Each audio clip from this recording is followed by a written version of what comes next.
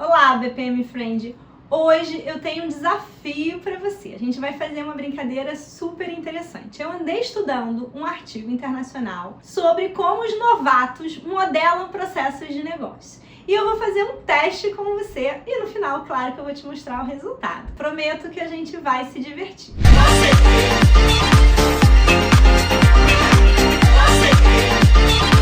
Então é o seguinte, eu vou te contar uma historinha e vou pedir para você modelar o processo dessa historinha usando papel e lápis, combinado? Essa é a única restrição. Você tem que usar papel e lápis, você pode modelar esse processo como você quiser. Repara, não tô te ensinando nada sobre modelagem de processos, não tô pedindo para você usar a BPMN necessariamente, você faz da forma como você achar melhor, desde que tenha papel e lápis. E se você não sabe nada sobre modelagem de processos e sobre BPMN, melhor ainda, faça do seu jeito. Esse artigo, obviamente, eu vou deixar aqui na descrição desse vídeo, a referência para vocês darem uma olhadinha depois. É um artigo longo e muito interessante, mas é óbvio que eu vou te contar os highlights. Então vamos lá. Para começar, eu vou te contar uma historinha. Leonardo vai viajar do Rio para São Paulo de avião. E ele decide chamar um Uber para levá-lo de casa até o aeroporto. O Uber demora 10 minutos para chegar e depois leva meia hora para percorrer os 20 quilômetros de casa até o aeroporto. Quando chega no aeroporto, Leonardo se dirige até o balcão de quem fez o check-in online e já pega o seu cartão de embarque.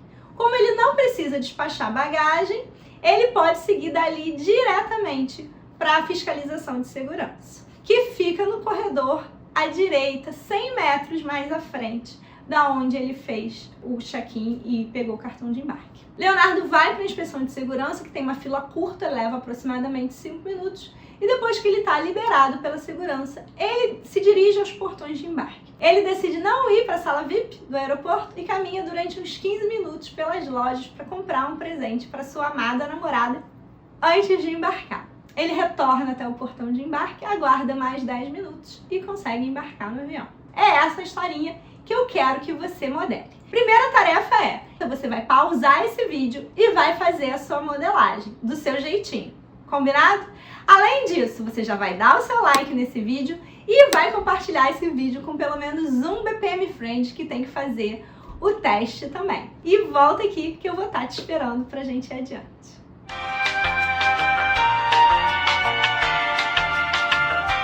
Bom, para começar, vamos lembrar o seguinte, um modelo de processo, ele é o quê? Uma abstração da realidade. Então, ele é um instrumento de design cognitivo.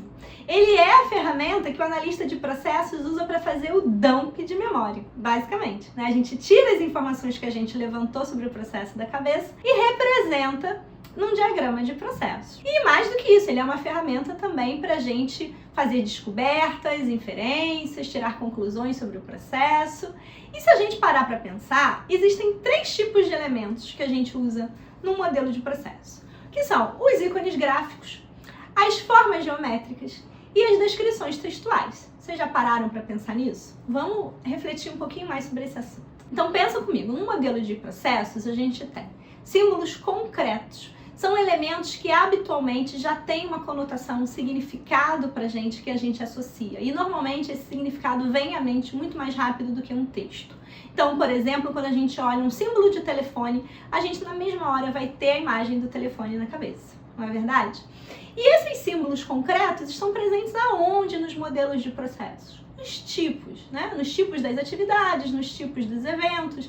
Então, quando você vê lá um evento com aquele símbolo da cartinha de mensagem, já vem na mesma hora para você uma noção de mensagem. Quando você vê uma atividade que é feita por um ator humano, né? Que é aquela mãozinha totalmente manual, aquela mãozinha já te diz que aquela atividade é manual. Então, os símbolos concretos estão presentes nos modelos de processos. Mas eu tenho também, claro, as formas geométricas. E esses são ícones ou elementos de design abstratos, que não têm um significado concreto. Então eu tenho um losango para os gateways, eu tenho um retângulo para as atividades, eu tenho um círculo para os eventos, tá? São formas que eu uso para ilustrar o meu diagrama. O terceiro tipo de elemento que eu tenho são os textos, as descrições textuais, que estão presentes nos rótulos, nos nomes dos eventos e das atividades e que também estão presentes quando eu faço anotações, complementos de informações no meu modelo de processos. Bom, a questão é que os novatos ou as pessoas que estão começando a trabalhar agora com modelagem de processos ainda não têm essa clareza, ainda não conhecem todos os elementos de uma modelagem de processos, não conhecem as regras da BPMN, ninguém falou para eles que o gateway é um losango e coisas desse tipo. Então, eles provavelmente vão se expressar de uma forma diferente do que os especialistas de processos fariam. E foi justamente essa pesquisa que esses autores internacionais, que incluem o professor Michael Russman, que eu falo bastante dele aqui no canal com vocês, fizeram. Então, eles se fizeram algumas perguntas, algumas questões de pesquisa que eles queriam saber. A primeira questão de pesquisa é: será que os novatos vão escolher que tipo de representação ou como será que eles vão desenhar um processo, dado que eles não conhecem ainda os formalismos de processos? Segundo, desses estilos diferentes de modelagem que eles vão adotar, será que tem algum que tem uma qualidade maior para representar um processo?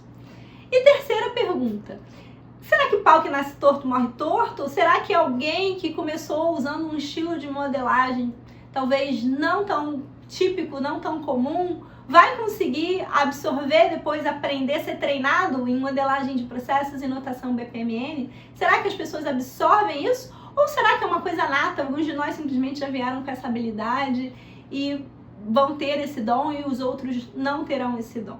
O que vocês acham, BPM Friends? Coloquem aqui para mim nos comentários quais são os palpites de vocês para essas 3 questões de pesquisa, no que vocês apostam, o que será que a gente vai descobrir. Bom, o artigo é bem longo, são umas 50 páginas, obviamente eu não vou contar a historinha toda para vocês, senão não tem graça, vocês podem ir lá ler. Mas se vocês ficarem com dúvidas, curiosidades, quiserem mais informações depois sobre essa pesquisa, comenta aqui para mim, quem sabe a gente volta nesse assunto. Hoje eu separei alguns highlights para contar para vocês. E o primeiro highlight, obviamente, é o resultado do teste, né? Vocês modelaram lá aquela historinha do Leonardo comprando presente para a namorada amada no aeroporto, não é mesmo?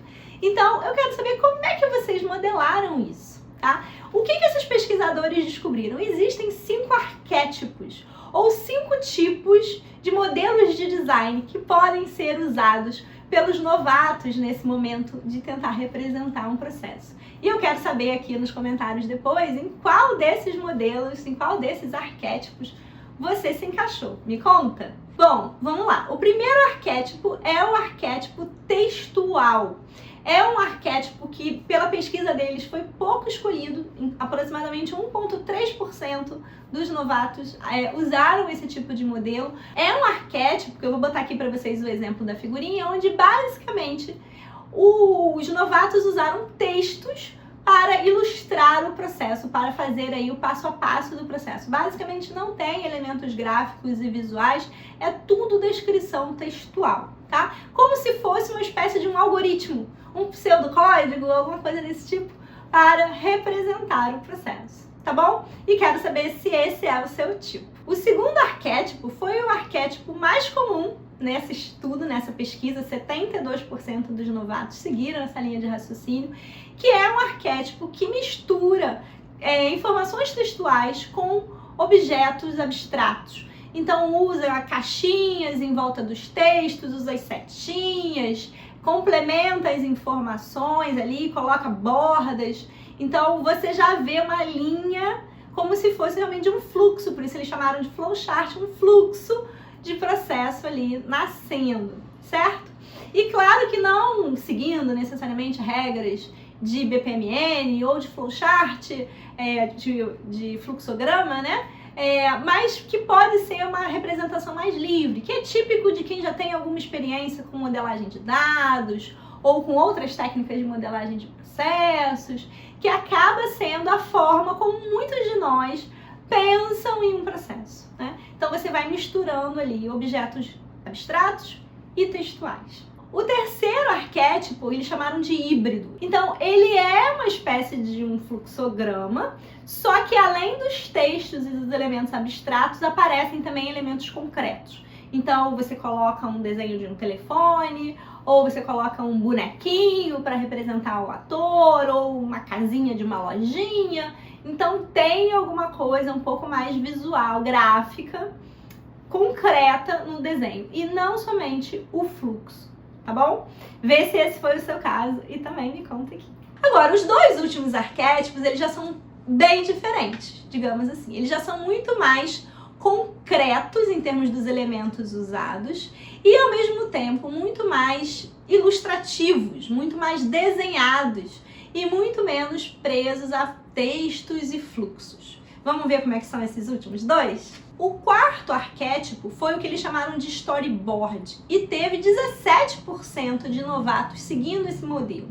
Então, nesse modelo, eu já tenho menos informações textuais e muito mais informações concretas. Você já usa o espaço da página, do papel, para representar o processo através de uma questão muito mais espacial, que, repara, no fluxograma muitas vezes a gente não tem essa noção espacial tão clara. E recebeu esse nome de storyboard porque as informações elas ficam muito mais fragmentadas, como o storyboard. Então ele é um conjunto de desenhinhos, ele é um conjunto de desenhos que contam partes da história, pedaços da história fragmentados, tá? E usando muito objeto concreto.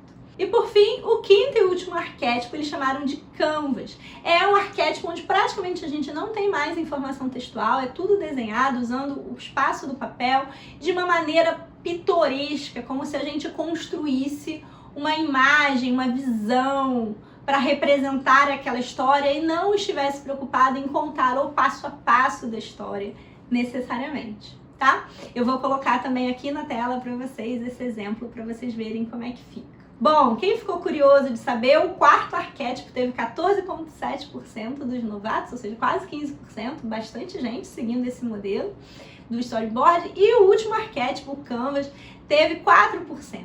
Então também teve já uma população um pouquinho menor. Então a gente tem uma concentração aí nos arquétipos 2, 3 e 4. Mas eu quero saber de você, agora que você já viu todos, como é que foi o resultado do seu teste? Em qual desses arquétipos você se encaixou? Qual foi a sua tendência de criar o seu fluxo de processo? Me conta aqui. Bom, e aí vamos para os resultados da pesquisa, que tem alguns resultados muito interessantes. Primeiro, você pode estar pensando assim, o que levou cada um desses novatos em processos a escolher um arquétipo específico para modelar o seu processo? E aí já vem a primeira surpresa.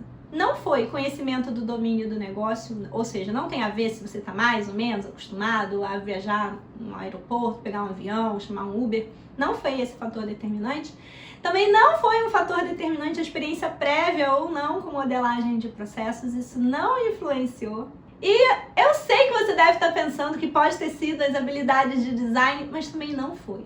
Ou seja, os pesquisadores não conseguiram ainda concluir o que levou cada um desses novatos a escolher um determinado arquétipo. Mas os pesquisadores conseguiram descobrir que esses arquétipos eles têm mais ou menos atributos de qualidade, que a escolha de um desses arquétipos vai influenciar sim na qualidade do modelo de processo gerado. Então a gente vai ver que alguns desses arquétipos favorecem ou não o entendimento, a qualidade do processo. A gente tem alguns outros resultados. Primeiro, o segundo arquétipo do flowchart foi o que trouxe a maior qualidade em termos de corretude de representação do processo. Segundo, o último arquétipo do Canvas foi o que trouxe o menor score de qualidade, considerando todas as dimensões de qualidades que foram avaliadas. Então, é o que se torna mais difícil de entender. Talvez seja bastante pitoresco, porém não facilita o entendimento.